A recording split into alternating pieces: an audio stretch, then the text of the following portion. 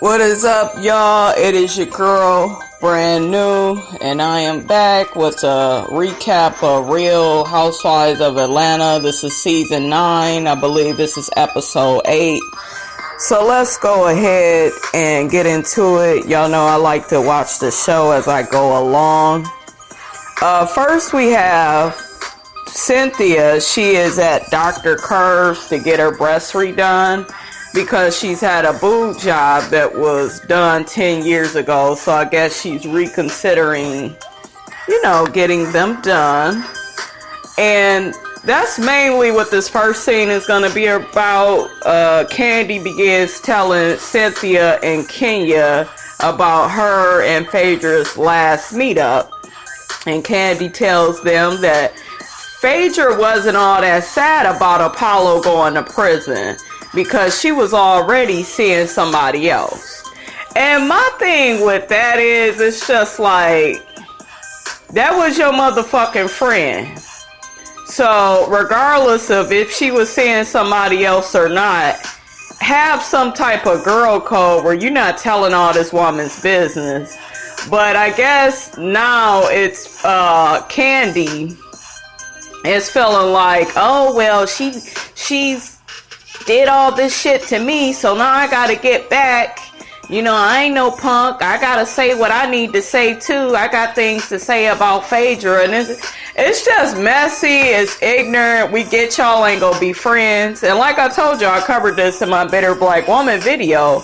I am sick of when women fall out, everybody want to hit below the belt. Everybody, and Kandi, your ass, you keep saying that Phaedra is saying all this shit behind your back, but we see your monkey ass on this TV screen just spilling all kinds of tea, about the chocolate guy. And she was saying, like, why is that any of our business? What does that have to do with anything?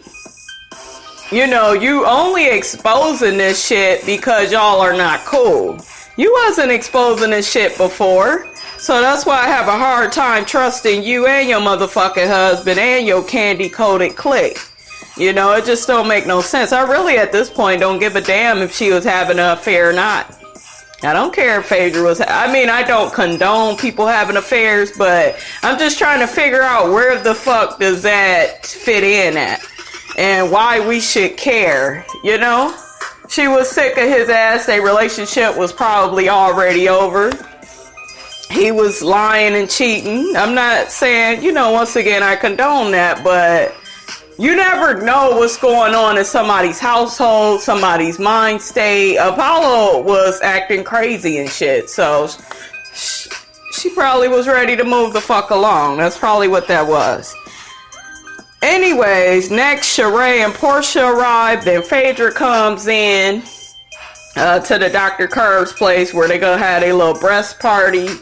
And it's really awkward between Phaedra and Kandi, but Phaedra ends up hugging her and speaks to her. And Phaedra is classy for that, because I wouldn't have said shit to Kandi.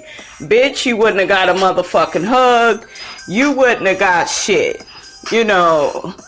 Because it was wrong how Kandi acted at that last dinner that they had. So mainly, you guys, the scene was, about Cynthia talking to her doctor about getting her breasts done again. And, they all get to see her breasts and they all, laugh and make it a big deal. There was a part in there where, the doctor was like calling out who had breast implants. And I believe he said Portia had them. And then he was saying that Kenya had them. Kandi talking about hers is real. And my thing with Kenya is, I don't know about y'all, but I thought for sure she had breast implants, because I don't remember her being that big. Kenya's breast was not that big when she got on this show. Kenya's body, it kind of looks different. Kenya is still in shape and she still has a nice body, but I don't know about y'all, she looks so much different. And like her breasts, when she had on that white jumper, some kind of white jumper, like the first couple of episodes of The Real Housewives of Atlanta, her breast was out.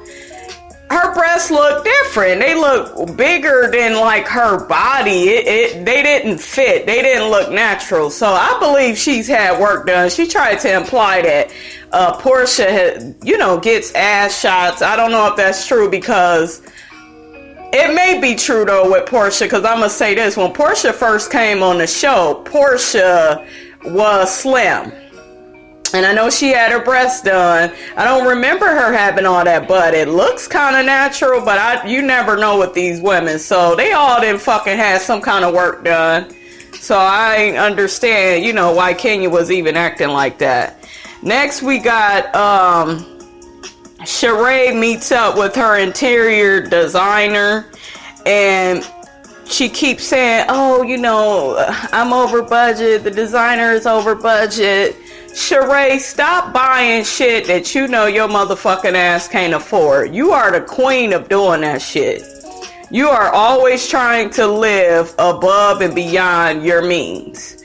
And it just gets old after a while. But that is Sheree. Sheree, that's, like I said before in my other video, that's going to be her downfall. Just always trying to be more than what she is. And it took your ass 5 years to get this motherfucking house together. Now it has to be decorated, and of course it needs to be decorated, but girl, go put that shit together and stop trying to get designers. And people just be killing me with all this spending all this money they don't have. It's just like, calm your ass down. But that's pretty much what I got to say about Sheree. Sick of her in that damn house. Next we have Kandi and Mama Joyce are getting Riley some diamond earrings. Her birthday is coming up, and I guess Kandi wants to, splurge on her daughter a little bit. Ain't nothing wrong with that.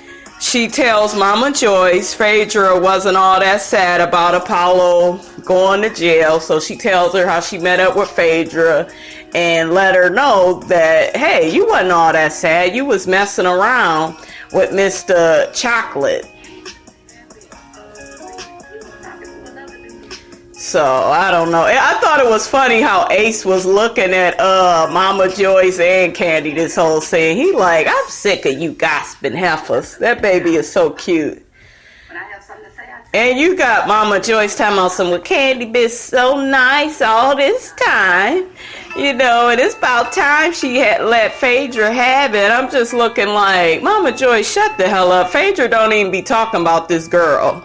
I mainly see Kandi talking about damn Phaedra. So, Mama Joyce is just messy. That's pretty much all she is.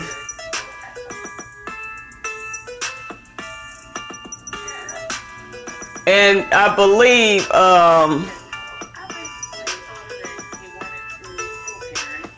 next we got Kandi telling Mama Joyce that she told Riley that her dad wants to, co-parent and try to see her more. Same old, same old. I don't know. I don't understand that. It's just like, if she don't want to see the man, then don't let her see that man. Everybody, but it's her dad. And if you have been missing from the fucking child's life, you're not a dad. Like, ugh. And he ain't been paying no child support. It's like, why are we still talking about this? I thought we was done with this. So I guess Kandi is gonna have Block and Riley meet up or whatever, so she could have that relationship. Mama Joyce says, well, if they do go somewhere together, just make sure, she asks for her money. Of course, that's all Mama Joyce care about at this point. So I'm just kind of sick of that. Like I said, if the girl don't want to see him, she shouldn't have to. Block look like he just trying to get his ass where he can in this show. Because we ain't never heard her talking about this man. It's like all of a sudden in the 9th season. But okay, I heard that that's what they do on Real Housewives of Atlanta anyway. So next we got Noelle and Peter. They meet up to do yoga. And I thought it was so funny how that motherfucking Peter had gas. Oh my god, I was cracking the fuck up. Oh my gosh. So she basically let him know, I miss you, and it wasn't fair that, me and you stopped having a relationship, because you and my mom are getting a divorce, and we don't have to divorce because you guys are.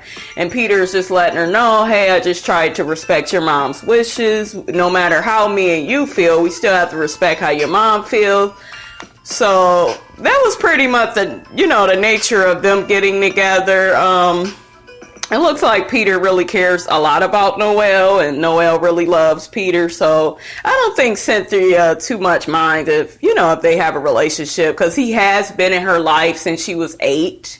So, I can understand that. Next we got Portia. Give me 1 second, you guys. Next we got Portia and Shamia. They are at some kind of Yoni Balls class that I thought was, I don't know, just felt it was just really weird. I guess it's something to keep your damn vagina tight or something. So they go and put the balls in their vagina, and then the lady was saying you can lay eggs and stuff like that.